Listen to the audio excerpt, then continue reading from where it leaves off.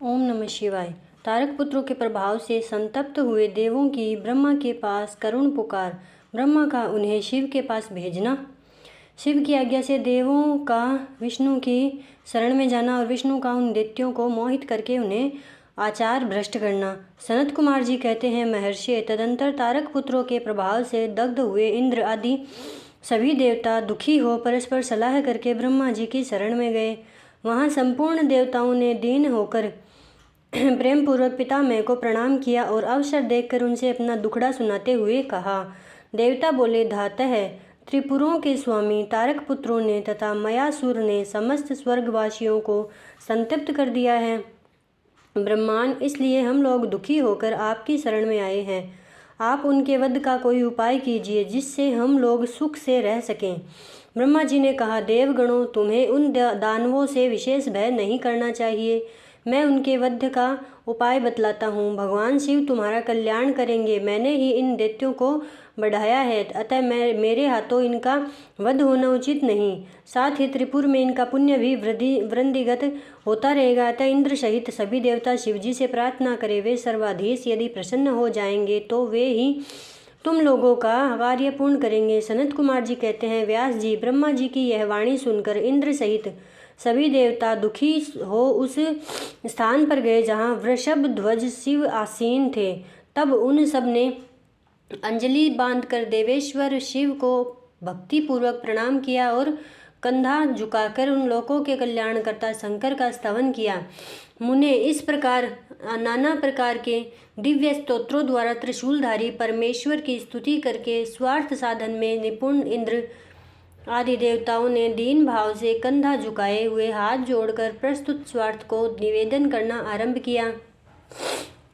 देवताओं ने कहा, महादेव, तारक के पुत्र तीनों भाइयों ने मिलकर इंद्र सहित समस्त देवताओं को परास्त कर दिया है। भगवान, उन्होंने त्रिलोकी को तथा मुनीश्वरों को अपने अधीन कर लिया है और संपूर्ण सिद्ध स्थानों को नष्ट भ्रष्ट करके सारे जगत को उत्पीड़ित कर रखा है। वे दारुण दैत्य समस्त यज्ञ भोगों को स्वयं ग्रहण करते हैं। उन्होंने ऋषि धर्म का निवारण करके अधर्म का विस्तार कर रखा है।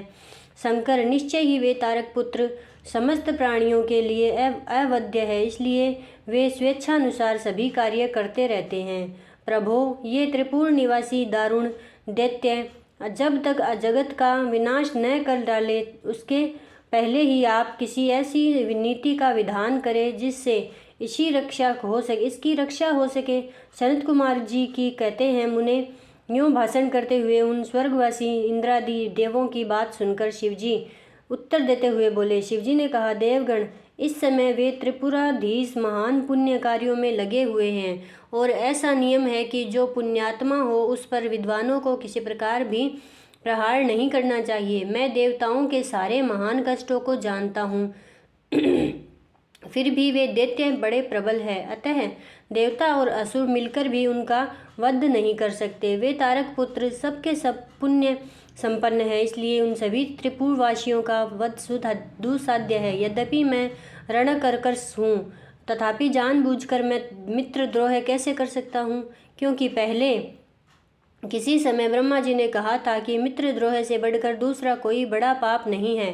सत्पुरुषों ने ब्रह्म हत्यारे, शराबी, चोर तथा व्रत भंग करने वाले के लिए प्रायश्चित का विधान किया है, परंतु कृतघ्न के द्वार उद्धार का कोई उपाय नहीं है। देवताओं, तुम लोग भी तो धर्मज्ञ हो, अतः धर्म दृष्टि से विचार कर तुम ही बताओ कि जब वे दैत्य मेरे भक्त हैं तब मैं उन्हें कैसे मार सकता हूँ। इसलिए अमरों, जब तक वे दैत्य मेरी भक्ति में तत्पर हैं तब तक उनका वध असंभव है। तथापि तुम लोग विष्णु के पास जाकर उनसे यह कारण निवेदन करो। तदंतर देवगण भगवान विष्णु के समीप गए और उनके द्वारा ऐसी व्यवस्था की गई कि जिससे वे असुर शैव सनातन धर्म से विमुख होकर सर्वथा अनाचरण परायण हो जाए।